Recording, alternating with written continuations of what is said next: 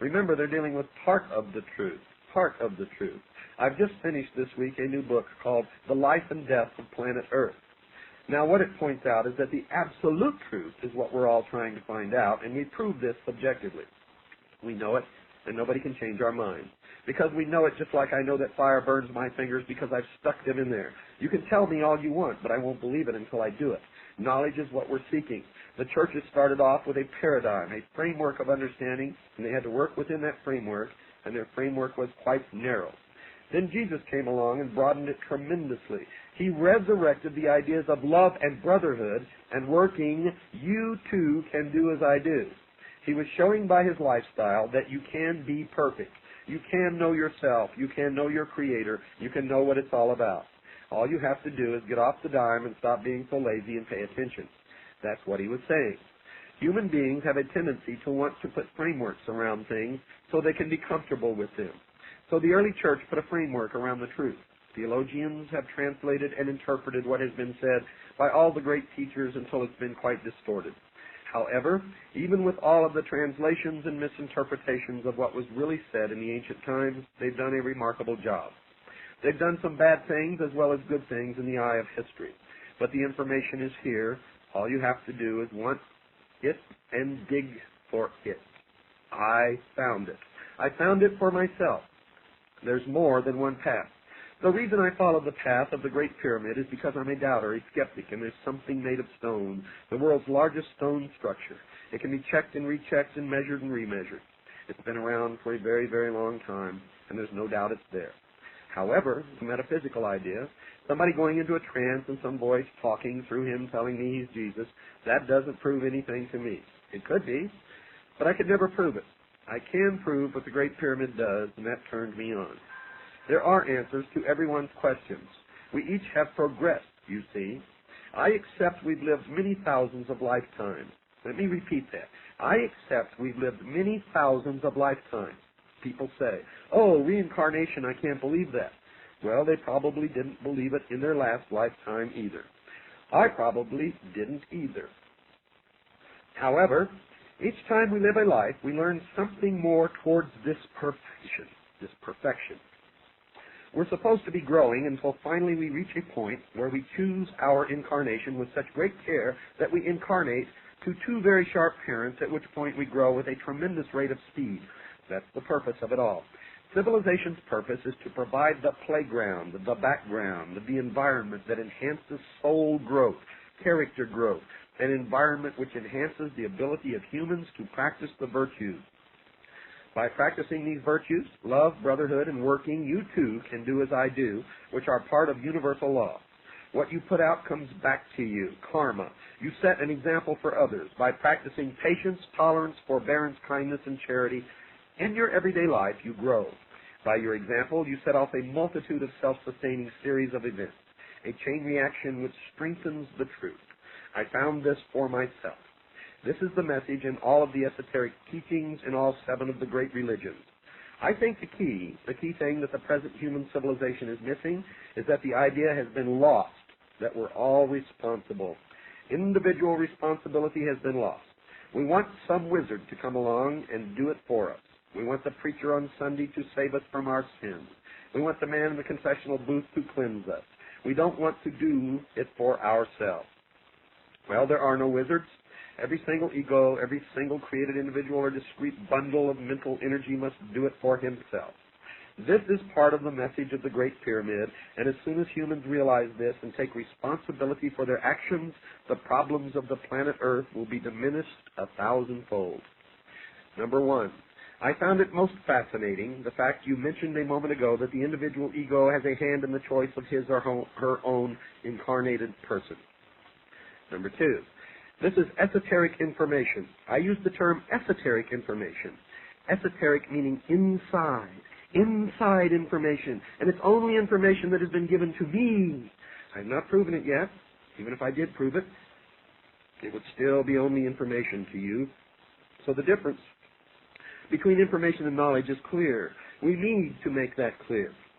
Now, my information is that each of us chooses our parents and our station and our situation, even our race. Listen to this, folks. Listen to this crap. Beginning again. One of the individuals that I have been told about in this esoteric information was George Washington Carver, who deliberately incarnated into a race that was downtrodden to work on the idea of bringing them up. He was an ego of tremendous advancement, and when he did incarnate into that environment, which was a terrible environment, I understand he may have lost a few points because he became embittered near the end. Had he remained without bitterness, he would have gained. This is the story I have. We all take a chance incarnating into a civilization that can drag us down, because when you get inside of a physical body, you become subject to the nuisances of that animal body and the conditioning and the responses, and it's up to you with those 10 qualities of mind to overcome those. That's why being well-disciplined is vitally important, and permissiveness is not why. Well, folks, there's no way I'm going to be able to read to you all of this interview because it's just too long. So I'm going to pick out some pertinent points. This is number 2 talking, and this is an excerpt from a paragraph. However, don't permit it. Don't say laziness is good for everybody because you won't get uptight if you're lazy. We have so many errors on the idea of human potential and what to do with it. I believe in being well-disciplined but not cruelly. I believe in responsibility in the organization I belong to. The STEL Group. The STEL Group. The group in which Lars Hansen was reared. Now I want to quote to you from a book called The New World Order by A. Ralph Epperson, which you can order from Publius Press in Tucson, Arizona. On page 67 in The New World Order, Mr. A. Ralph Epperson has a direct quote from Eklal Kushana. He was the leader of the STEL Group.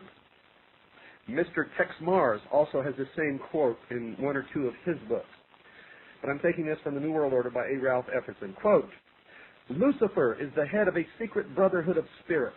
The brotherhood is named after Lucifer because the great angel Lucifer has been responsible for the abolishment of Eden in order that men could begin on the road to a spiritual advancement, unquote.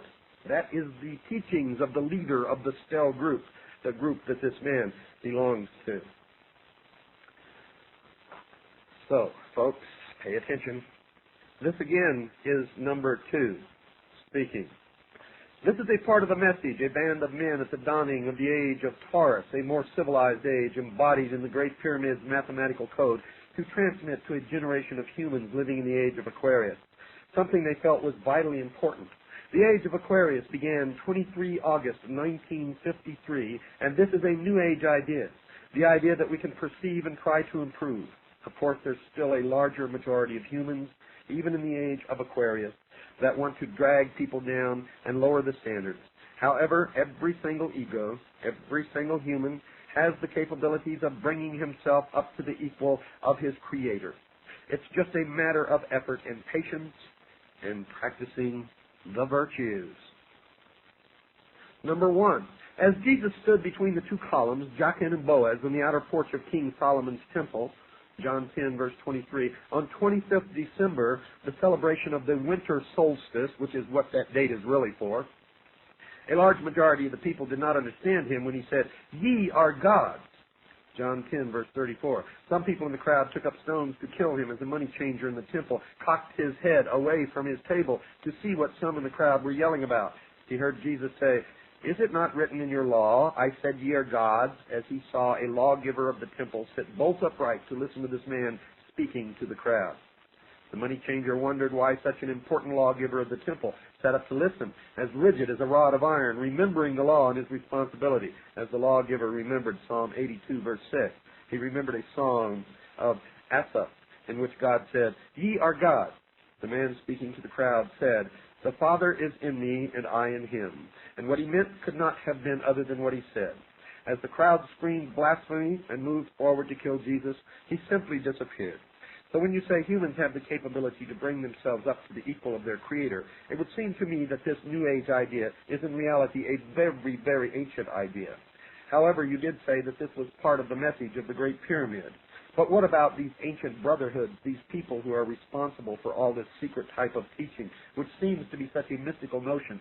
Are they still around today? Number 2, I think so, very much. In fact, I could say, I know it. You could say it's information now. The brothers are those individuals